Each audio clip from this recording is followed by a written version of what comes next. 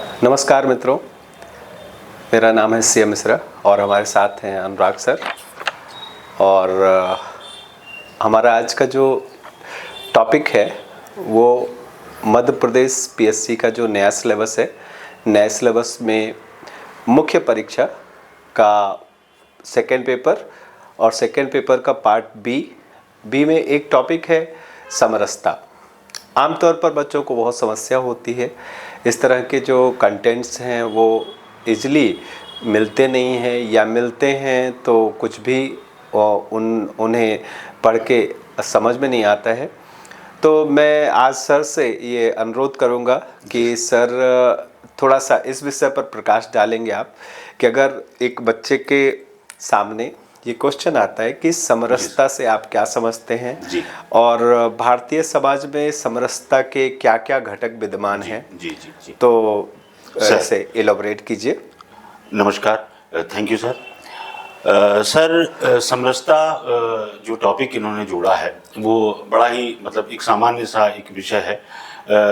अगर उसका इंग्लिश अनुवाद करें तो वो हार्मोनी है, सोशल हार्मोनी, सामाजिक समरसता या फिर सामाजिक सौहार्द।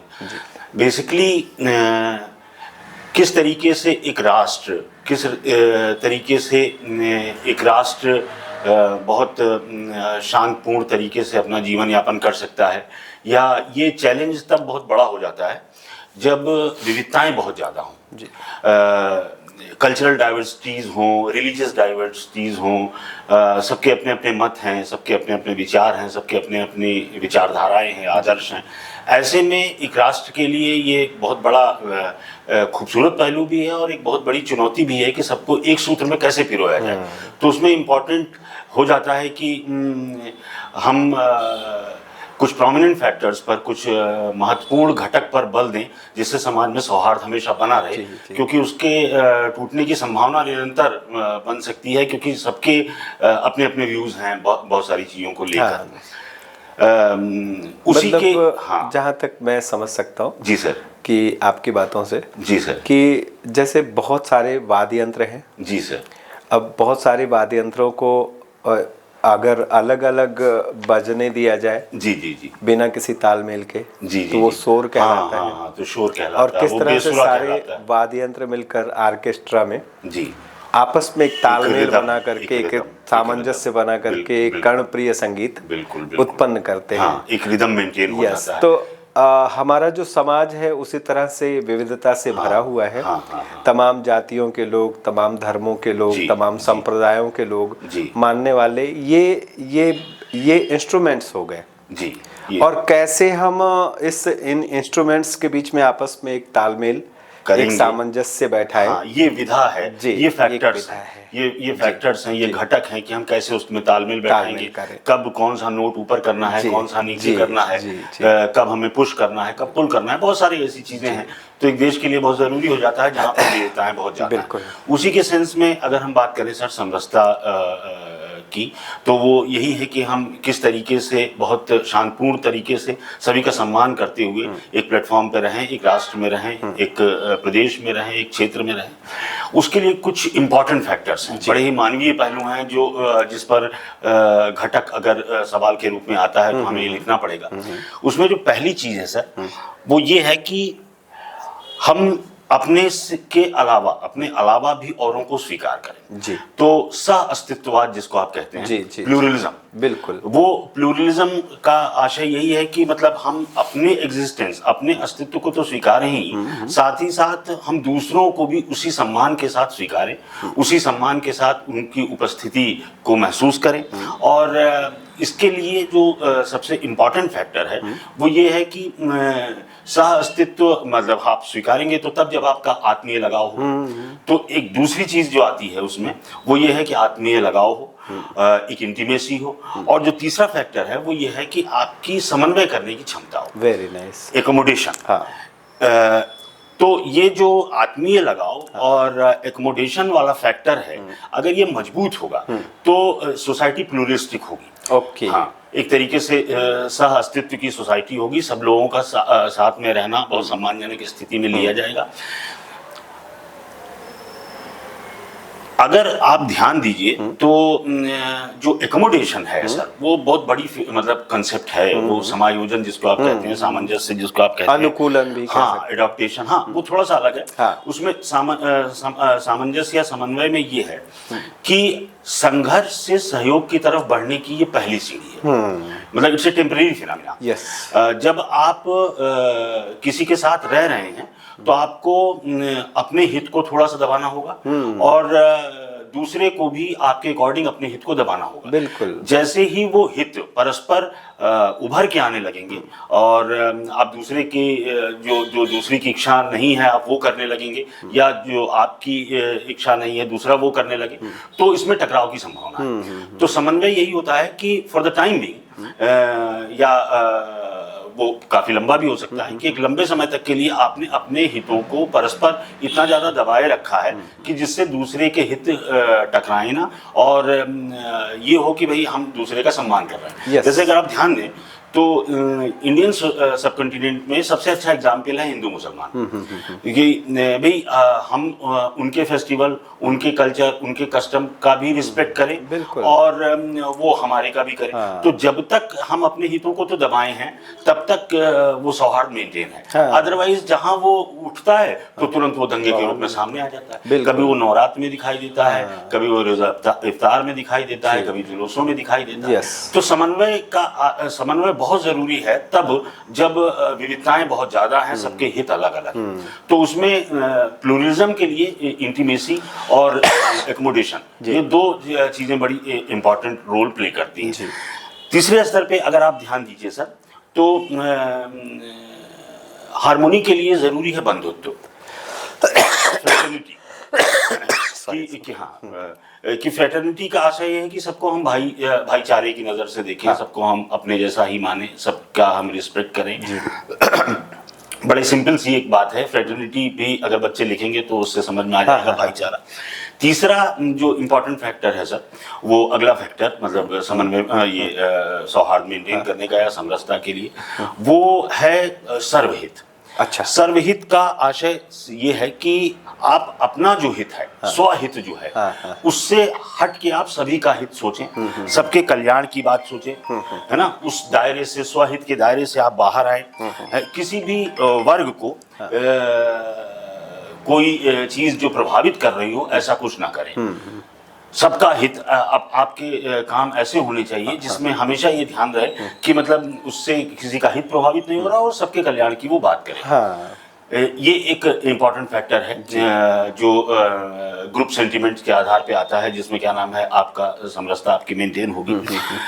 तीसरा सर है जो तीसरा क्या मतलब जो अगला है वो है सदस्यता, मेंबरशिप। मेंबरशिप का मतलब ये है कि हम अपने को एक राष्ट्र का सदस्य माने, साथ ही साथ हम दूसरे को भी ये माने कि साहब वो भी एक सदस्य है, वो भी इस राष्ट्र का ही व्यक्ति है या यहीं के लोग हैं, यहीं की मिट्टी से उन्हें प्यार है। तो ये जो मेंबरशिप है इसके लिए अगर ध्यान दीजिए तो संवैधानिक प्रावधान भी है कि एकल नागरिकता है।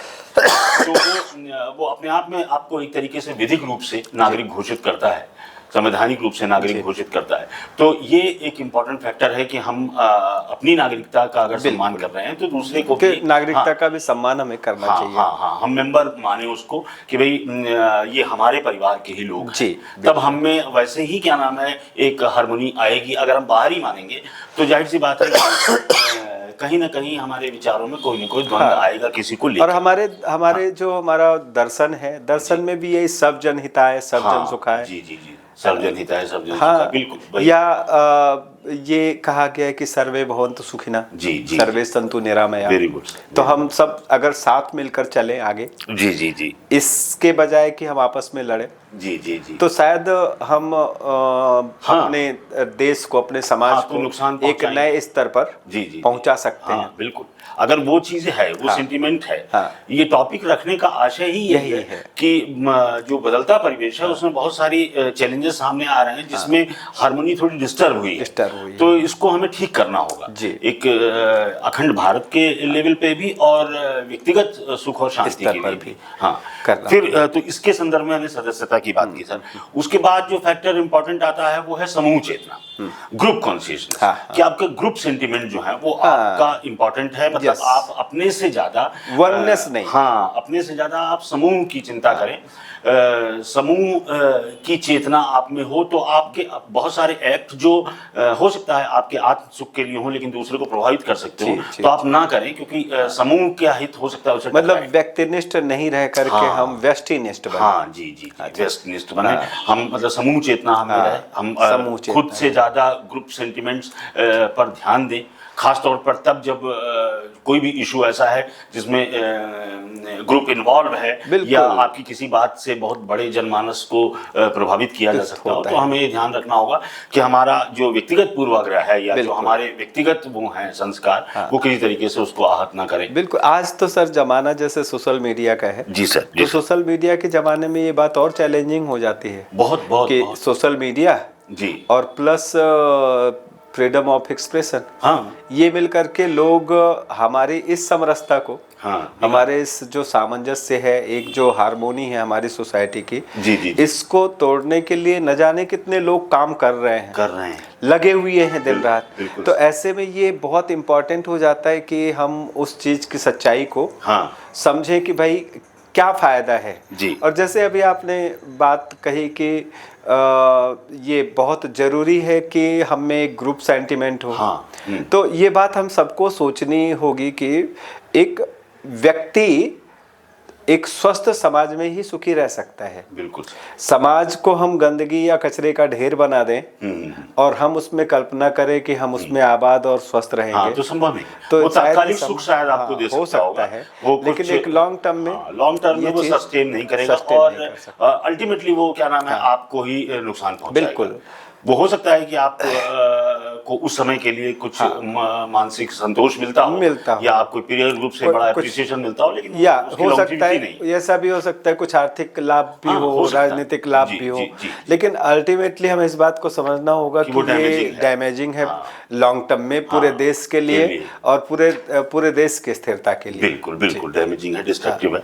और अब उसी के सेंस में अगर देखिए, जैसे समूह चेतना की जो बात हम कर रहे हैं, ग्रुप कॉन्शियसनेस की बात कर रहे हैं, ग्रुप सेंटीमेंट की बात कर रहे हैं, तो आप देखिए वो इतना मजबूत पहलू है सर कि जैसे खाप पंचायत देखिए, खाप पंचायत क्या है, केवल ग्रुप के सेंटीमेंट हर्ट ना हो तो इंडिविजुअल की जो वो है, मतलब इंडिविजुअल की जो डिजायर है उसको वो एक लिमिट से आगे जाके रोकने की कोशिश करते हैं, वो गलत सर। न्यायपालिका में मामला भी लंबित है, लेकिन अब ग्रुप सेंटीमेंट ये होता है कि आप मतलब ग्रुप के लिए, विलेज के लिए या आपकी सोसाइटी के लिए। हमारे गांव में पहले होते थे सर, ग्राम पंचायत होते थे, जाति की पंचायतें होती थी, मतलब कानून पैरेलल अपना काम करता था, जाति पंचायतें अपना काम करती थी और सिद्धांत उसके पीछे यही था कि भाई कहीं ना कहीं तो आपकी स्वतंत्रताओं को सीमित करना होगा ना, एक स्वस्थ समाज और सामाजिक व्यवस्था को निर्मित करने के लिए। बिल्कुल बिल्कुल बिल्कुल। अनुशासन जो है इसी लिमिटेशन का, यही जो हमारी फ्रीडम पर जो, वरना फ्रीडम उस श्रृंखलता में कब कन्वर्ट हो जाएगी। बेहतर है सर, स्वच्छंदता बेहतर नहीं है, डिसिप्लिन्ड फ्रीडम अच्छी है, डिसिप्लिन फ्रीडम अच्छी है। तो इसलिए क्या नाम है, वो भी एक विमर्श का विषय है कि उस पर हम बात करेंगे, लेकिन कुल मिलाकर अगर देखिए तो जैसे मैंने खाप पंचायत कहा या फिर इंडियन क्रिकेट टीम देखी, उसमें व्यक्ति इम्पोर्टेंट नहीं है, उसमें टीम का जीतना इम्पोर्टेंट, बिल्कुल, उसमें भारत का जीतना इम्पोर्टेंट। उसमें ये नहीं है कि कोई बॉलर प्रधान है या कोई बैट्समैन प्रधान है, उसमें ओवरऑल क्या नाम है, अगर बहुत अच्छी बात कही सर आपने। अगर वो कहीं पे भी गड़बड़ होगा, अगर मान लीजिए कोई विकेट कीपर ही गड़बड़ है या बैट्समैन नहीं ठीक है, तो अल्टीमेटली टीम हारेगी। बिल्कुल, बच्चे इस बात को समझ भी सकते हैं, क्रिकेट टीम का उदाहरण लेकर के कि समरसता का एक बहुत बेहतरीन एग्जाम्पल है क्रिकेट वो एक मोटिव के साथ आगे बढ़ते हैं और फिर क्या नाम है, जीत या हार। और अगर उनमें कहीं भी मनमुटाव हुआ कहीं भी किन्हीं दो पक्षों के बीच में, किन्हीं दो खिलाड़ियों के बीच में किसी भी तरह का मनमुटाव हुआ तो अल्टीमेटली भले ही वो किसी दूसरे खिलाड़ी को नुकसान पहुंचा रहे हो, लेकिन नुकसान तो पूरी टीम को होता है, फिर नुकसान तो पूरे राष्ट्र का होता है। राष्ट्र सर, समरसता का तो मतलब अगर समाजशास्त्र में देखें और इसको थोड़ा सा बायोलॉजिकल एस्पेक्ट में भी देखें, थोड़ा रैशनल एस्पेक्ट में भी देखें, तो जो ह्यूमन बॉडी सिस्टम है, जो हमारा शरीर है, उसके सारे अंग बिल्कुल विशिष्ट हैं और उनकी कार्यशैली भी बिल्कुल क्या नाम है, अद्भुत है। लीवर का काम बिल्कुल अलग है, स्टमक का काम बिल्कुल अलग है, इंटेस्टाइन के काम बिल्कुल अलग है और सबका बिल्कुल स्पेसिफिक डिवीजन ऑफ लेबर है। और लेकिन किसी का किसी से कोई कंपटीशन नहीं। स्टमक बिल्कुल ये नहीं कहता कि साहब क्या नाम है, सारा पचाने का काम आंत का है, आमाशय का है, लेकिन स्वाद तो जबान लेती है। ये बिल्कुल कोई द्वंद्व नहीं है, कोई प्रतिस्पर्धा नहीं है, सबके काम बिल्कुल अलग अलग हैं, लेकिन उनका कोऑर्डिनेशन ऐसा है कि आपका शरीर स्वस्थ है। उसमें से एक भी अगर डिस्टर्ब हुआ तो फिर शरीर डिस्टर्ब होता है, तो व्यक्ति बीमार होता है। इसलिए मतलब समरसता का तो अगर आप देखिए तो बड़ा अच्छा एग्जाम्पल हम खुद हैं। हमारा ह्यूमन बॉडी सिस्टम शरीर। तो ये सारे फैक्टर्स जो हैं वो कहीं ना कहीं मतलब इस बात की तरफ इशारा करते हैं कि भाई हर जगह समरसता है। आप पूरे ब्रह्मांड की व्यवस्था में भी तो देखिए, पूरे ब्रह्मांड में भी तो यही चल रहा है। जरा सा कहीं डिस्टर्बेंस हुआ, पूरा ब्रह्मांड का विनाश। अब भले ही मंगल ये सोच के पृथ्वी की ओर बढ़े कि मैं पृथ्वी को नष्ट कर दूंगी, लेकिन अल्टीमेटली तो पूरा ब्रह्मांड की ही तबाही हुई। तो सारा ब्रह्मांड, हमारा शरीर, पूरी प्रकृति में भी आप देखें सर कैसे सभी जो भी प्राकृतिक शक्तियां उनमें कैसे आपस में एक ताना बाना बना हुआ है और सब अपनी व्यवस्था के अनुसार काम करते हैं, जबकि सभी एक नहीं है। सभी अलग है, पेड़ पौधे अलग है, नदियां अलग है, धरती अलग है, धरती की उर्वरा शक्ति अलग है, लेकिन सभी तालमेल सामंजस्य से काम कर रहे हैं। सबको अपनी विशिष्टता, अपनी कार्यात्मकता। मैं एक और बात बताना चाहूंगा सर, जैसे मैंने कई बार मैं जो नेशनल पार्क्स होते हैं वहाँ सफारी के लिए गया हूँ, तो बहुत करीब से इस चीज को मैंने वहाँ रियलाइज किया कि जिसको हम कहते हैं जंगल राज, मैंने देखा कि जंगल राज में हमसे ज्यादा समरसता है। मतलब वहाँ अलग अलग जानवर हैं और हर जानवर का अपना अलग स्पेसिफिक फंक्शन है। कि भाई एक टाइगर है जिसको जंगल का राजा कहते हो आप जी, जब वो निकलता है तो एक जानवर होता है, आपने सुना होगा सांभर जी, तो उसका काम है कॉल देना। तो वो कॉल देता है, वो आवाज देता है, वो जैसे बिगुल बजाता है ना कि सभी जंगल वासियों आप अलर्ट हो जाओ, जंगल का राजा शेर अब भ्रमण पर निकला है। और बंदर जो है वो अपना काम करने लगता है, वो पेड़ पर उछल कूद मचाने लगता है, जिससे जो नीचे शांत भाव से हिरन घास खा रहे हैं, चर रहे हैं, वो अलर्ट हो जाए कि भाई आ गया है। एक अपना सिस्टम है। बस खाली क्या देखने को मिलता है सर, ये मानवीय समाज में ही इतना ऊहापोह क्यों है? सर एक्चुअली वही है, ये तो खैर दूसरा विमर्श ही है। आवश्यकताएं बहुत सीमित हैं और फिर मनुष्य प्रकृति से बड़ा सृजनशील है, कुछ ना कुछ करते रहना उसकी फितरत में है। बहुत सारे और भी कारण हैं, बदलता परिवेश है, भौतिकवाद है, तमाम इंद्रियों को सुख देने की प्रवृत्ति जैसे तत्व भी आ गए, तो इन सारी वजहों से सर होगा। लेकिन यह है कि फाइनली हमको इस बात को समझना होगा कि हर यूनिट अपने आप में स्पेसिफिक है और सबको एक रूप में कोऑर्डिनेट करते हुए चलना होगा, तभी समरसता है। कुछ जो प्रोमिनेंट सोशल फैक्टर हैं इस हार्मोनी को एस्टेब्लिश करने के लिए, वो मैं सर आपसे डिस्कस कर रहा था। उसी में जो अगला वो है वो ये भी है कि परस्पर निर्भरता, म्यूचुअल डिपेंडेंस, क्योंकि मनुष्य की आवश्यकता मैंने जैसे कहा अनंत है, अकेले वो पूरी नहीं कर सकता। और निर्भरता से सौहार्द आता है। जब आपको ये पता होगा कि भाई यात्रा मुझे करनी है और इसके लिए मुझे कहीं बस की सवारी करनी है, कहीं ट्रेन पर जाना है, तो वहां मुझे डिपेंडेंट होना है। चीनी मुझे खरीदना है कि कुछ भी मुझे खरीदना है। मैंने सर एक बुक पढ़ी थी इमाइल दुर्कheim की, the division of labour in society. तो जो आपने कही वो बात मुझे याद आ गई कि उस पुस्तक में यही लिखा है कि आज का जो समाज है हमारा, वो उसमें जितना डिवीजन ऑफ लेबर बढ़ रहा है, हाँ, हाँ, हाँ। उसी के अनुपात में उसमें स्पेशलाइजेशन भी बढ़ रहा है, यानी विशेषीकरण भी बढ़ रहा है। और ये बढ़ता हुआ जो विशेषीकरण है, ये हमारी सामाजिक समरसता या हमारी सामाजिक सुदृढ़ता के लिए सकारात्मक है। मतलब वो बिल्कुल सही बात आपने कहा कि भाई आप कोई और फील्ड में स्पेशलिस्ट हो, मैं किसी और फील्ड में स्पेशलिस्ट हूँ, और दोनों को एक दूसरे की जरूरत है। इस तरह ये चीज जो है हमें एक दूसरे के करीब लाती है। और ये भाव सर ना, प्रत्येक व्यक्ति का में ये भाव अगर है तो वो सभी कार्य का सम्मान करेगा। बिल्कुल, जो चीज सबके कार्य का सम्मान, जो चीज डॉक्टर कर सकता है वो इंजीनियर नहीं कर सकता, जो इंजीनियर कर सकता है वो कारपेंटर नहीं कर सकता। तो सारे काम महत्वपूर्ण हैं, और प्रत्येक काम के महत्व को उसके अपने परिवेश में जांचा जाए तो वही उसके साथ न्याय होगा। बिल्कुल, जो काम सुई कर सकती है सर, वो तलवार नहीं कर सकती। ये बिल्कुल सही बात है। जिस समय माता अलग-अलग गर्भावस्था में है, या जिस समय माता का प्रसव है, उस समय नर्स या डॉक्टर ही करेंगे। उस समय लाख बड़ा इंजीनियर होगा तो कुछ नहीं कर सकता है। तो ये जो भाव है, ये आपके अहम को भी दबाता है, और साथ ही साथ ये भाव ये भी बताता है कि देखिए आप अकेले संपूर्ण नहीं है, आप निर्भर हैं। Exactly. और जहां ये भाव आप में आया तो आपका दृष्टिकोण सभी के काम के प्रति एक तो नजरिया बदल जाएगा और सम्मान करने लगेंगे आप। जिसको आपने कहा सह-अस्तित्व, सह-अस्तित्व, मतलब ये सारे इस शब्द एक बना हुआ है इंग्लिश में, सिम्बोटिज्म बोलते हैं। सिम्बोटिज्म मतलब कि परस्पर सहजीविता, हम एक दूसरे के ऊपर डिपेंड हैं, और अगर हम अपने आप में ही परिपूर्ण हो जाए तो फिर दुनिया में किसी की जरूरत नहीं पड़ेगी। लेकिन सच्चाई ये है कि ऐसा है नहीं। बिल्कुल, तो हमें सबकी जरूरत है, और इस भाव से हमें सबका रिस्पेक्ट करना चाहिए जी, और विचारों का भी। सर, एक जैसा मैंने हीगल, कार्ल मार्क्स, इन सबको पढ़ा, तो मुझे ऐसा लगा कि विचार होते हैं। मेरे विचार कुछ अलग है, आपके विचार किसी मुद्दे पर कुछ अलग हो सकते हैं, लेकिन कई बार ऐसा लगता है कि भाई ये हमसे अलग क्यों सोच रहे हैं, इनकी आवाज़ दबा दी जाए।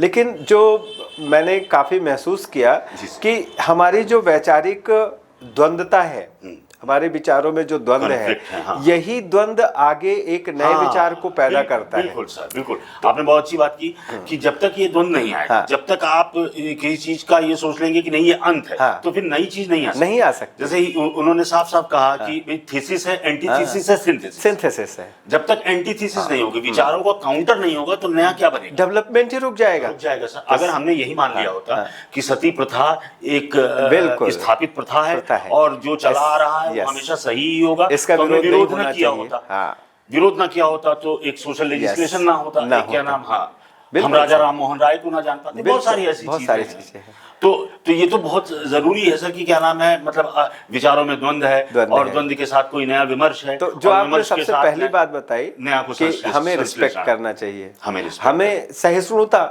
शायद शब्द है कि भाई हमारे अंदर एक टॉलरेंस होना चाहिए कि भले ही हम कितनी भी अच्छी बात कह रहे हों, बट सामने वाले की बात में भी दम हो सकता है, और we should respect to our opposites. हमें जो अपने विरोध है, जो हमारा पहनावा, खान पान, इन सब में जो हमारे जैसा नहीं है, हमें उसकी भी रिस्पेक्ट करनी चाहिए।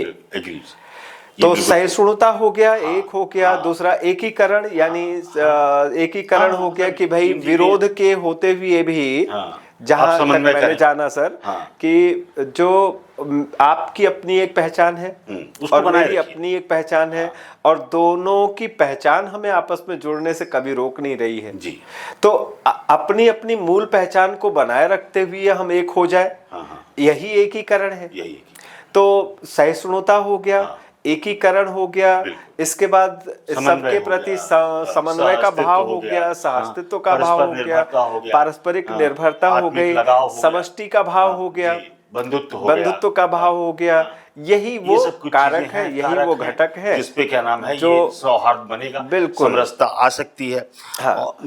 थोड़ा सा और अगर देखें तो फैक्टर्स में, तो आधुनिक शिक्षा प्रणाली है। जी। जो मॉडर्न एजुकेशन सिस्टम है वो तर्क पर बल दे रहा है, बिल्कुल, वो विज्ञान पर बल दे रहा है, बिल्कुल सही वो कहा। बहुत सारे अंधविश्वास और पाखंड को नकार रहा है। बिल्कुल सर। तो जो बिल्कुल मानवीय पक्ष है उस पर वो बल दे रहा है। तो वैसे भी हमारे लिए जरूरी है कि हम उस शिक्षा प्रणाली के माध्यम से उनको चीजों को सीखें और ज्यादा से ज्यादा उसको आत्मसात करने की कोशिश करें। आपने एक पिछले वीडियो में आपने शायद इस बात को डिटेल में रेखांकित भी किया था कि अगस्ट कॉम्टे हैं, उन्होंने एक मानवता का धर्म दिया। जी। और उन्होंने बताया कि भाई जो हमारा प्रत्यक्षवादी नजरिया है, यानी पॉजिटिव जो अप्रोच है तर्क और विज्ञान पर आधारित, उसका यूटिलाइजेशन या उसका इम्पोर्टेंस शायद सबसे बड़ा उसका यही होगा कि वो हमें एक मानसिक एकता पैदा करता है।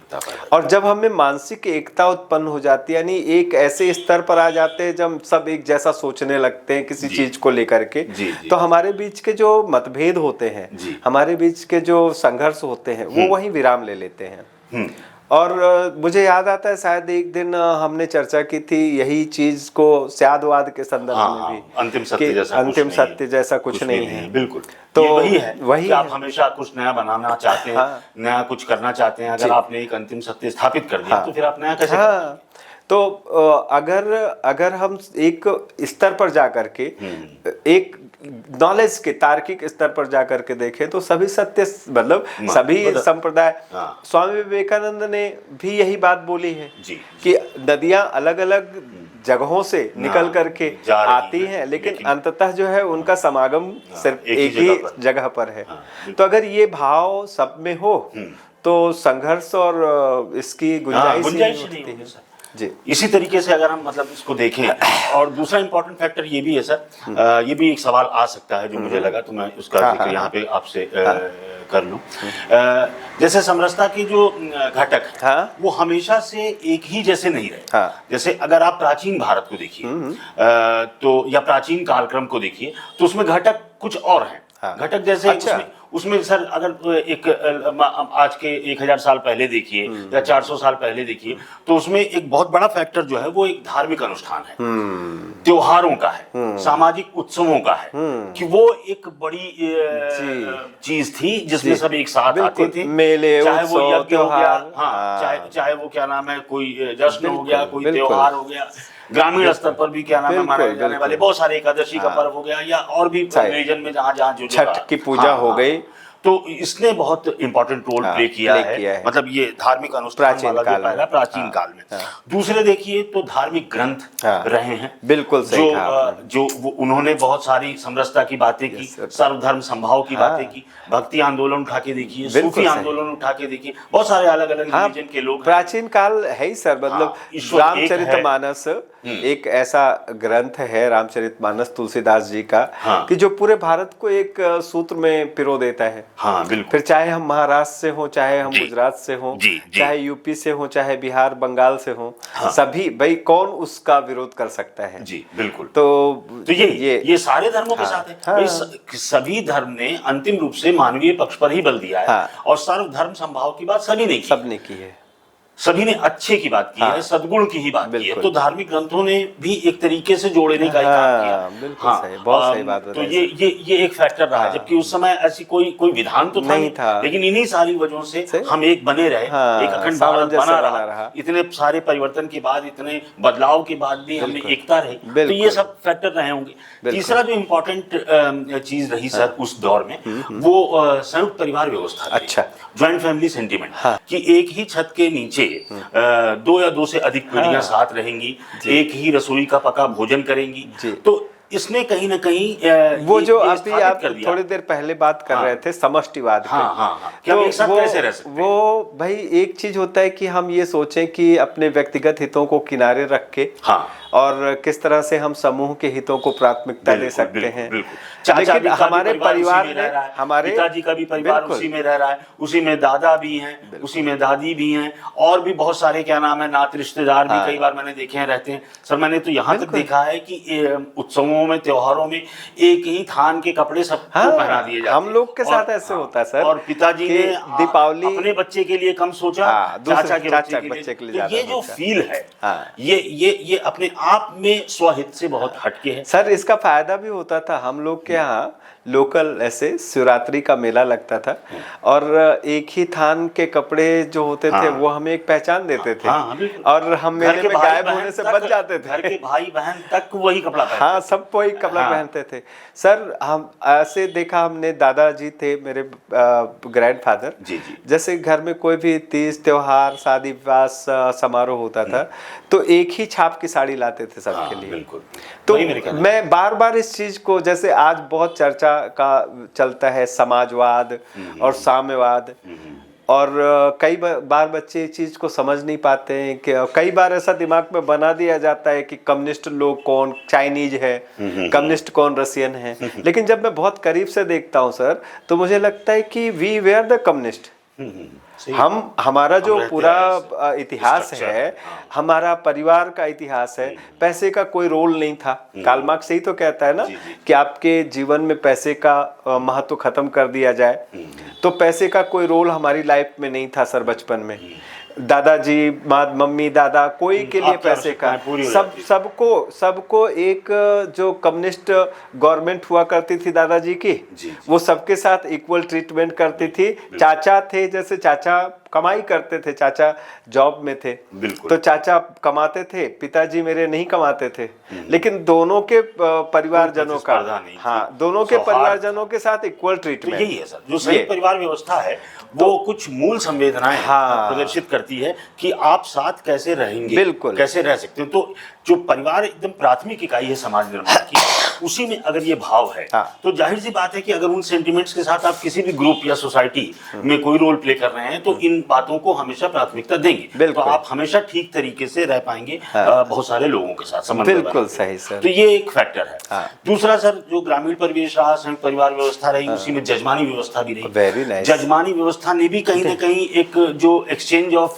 सर्विसेज और मटेरियल था, उसमें एक बाउंडिंग है। बिल्कुल। जो अगर आप ध्यान दें तो उसमें जो ग्रामीण अर्थव्यवस्था है वो बेसिकली नैतिक अर्थव्यवस्था थी। बिल्कुल। कि एक गांव का एक बहुत बड़ा जो समूह है, बहुत बड़ी जाति वर्ग है, वो उच्च जातियों के यहाँ अपनी सेवाएं प्रदान कर रहा है। साथ में कोई लेखा जोखा नहीं है कि उनको कितना दिया जाएगा, नहीं दिया जाएगा, लेकिन हाँ, लड़की की शादी हुई उनके घरों में या उनके यहाँ कोई परिवार में बीमार हो गया तो जो रिटर्न है वो इक्वल नहीं है, लेकिन वो बड़ा ही सेंसिटिव और सेंटिमेंटल है। बिल्कुल।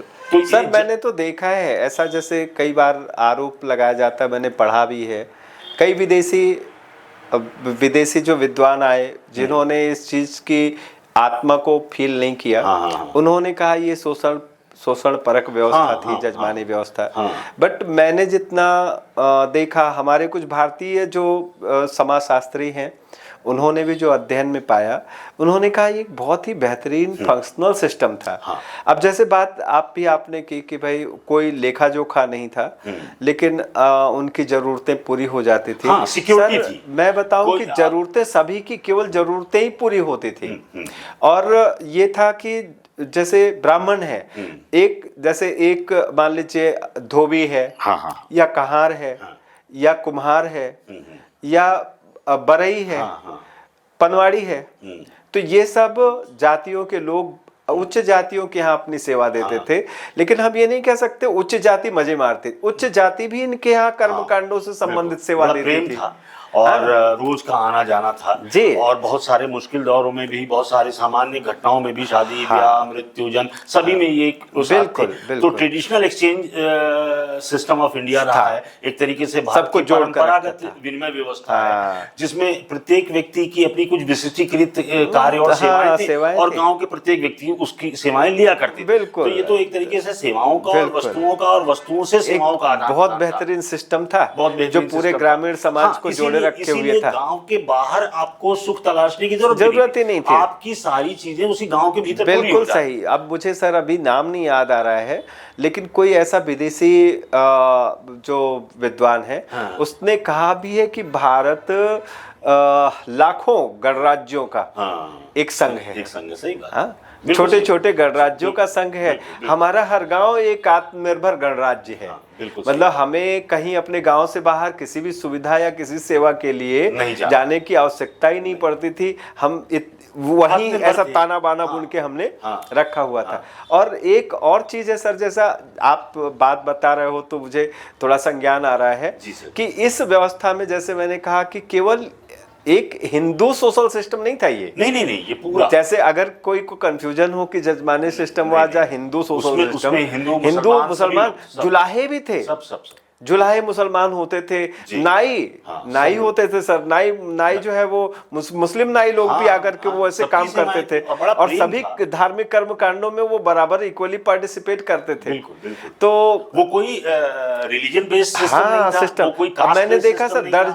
दर्जी हमने उस जजमानी बढ़ई, सिस्टम में लोहार, देखा, दर्जी, नहीं दर्जी को नाई, देखा नाउन, सर, सब था। दर्जी देखा मैं, दर्जी तो हिंदू होता ही नहीं था, हाँ, मुस्लिम ही था। मुस्लिम ही दर्जी होता था। हाँ। तो जुलाहा दर्जी ये सब मुसलमान होते थे। तो कितना अच्छा एक सिस्टम हमने समय के साथ डेवलप किया था कि हिंदू मुस्लिम सभी आपस में ऐसे जुड़ के रहते थे। हाँ। और ये जो कैपिटलिस्ट सोसाइटी आई जिसमें जजमानी सिस्टम को धराशायी कर दिया, नष्ट कर दिया, उसके बाद से ही ज्यादा ये जो हमारा ताना बाना है ये बिगड़ा हुआ नजर आ रहा है। नहीं सर, हर चीज के अपने एक मतलब क्रिटिकल व्यू होते हैं। मैं ये नहीं कह रहा कि विशुद्ध रूप से जजमानी अच्छा था या सब विशुद्ध रूप से आज ही सही है। हाँ, ये जरूर है कि रोजगार के अवसर के संदर्भ में सुरक्षा जरूर थी कि लोग बनी बनाई प्रॉपर्टी पे जहाँ पिताजी काम कर रहे हैं वहीं आप भी काम कर रहे हैं, तो एक सुरक्षा जरूर थी। लेकिन ये है कि जो आपकी निहित प्रतिभाएं हैं उस पर वो अंकुश भी लगाता है कि भाई आप और चीजें नहीं तलाशेंगे, ये बात भी है। लेकिन अगर हम गौर करें सर तो जो सोशल हार्मनी मेंटेन रही गांव में, उसमें जजमानी ने एक बड़ा रोल प्ले किया। बिल्कुल। हाँ, तो ये एक फैक्टर है। हाँ। इसको देखा जा सकता है। दूसरे स्तर पर देखिए अगर सर, तो तीर्थ स्थल जो है, अच्छा, वो भी उन्होंने भी क्या नाम है समरसता का एक वो मतलब वो पर्याय बने, जो लोग जाके वहाँ पूजा अर्चना या अलग अलग जात धर्म के लोग तीर्थ स्थलों पे पहुंचे। आज भी है सर, आज भी है। तो अयोध्या के राम मंदिर में, अजमेर शरीफ हो, लोग लाखों की संख्या में पहुंचते हैं और इस बात पर मुसलमान की वहाँ वर्जनाएं नहीं है, जहाँ आस्था है जहाँ वहाँ जाएगा। तो तीर्थ स्थलों ने भी रहा है। अगले उस पर अगर देखिए सर, तो आधुनिक जो व्यवस्था है उसमें जो संवैधानिक आदर्श हैं, मूल्य हैं, सभी के प्रति समान भाव या फिर कानून सबके लिए एक जैसा, वो समरसता का एक बड़ा बिंदु है।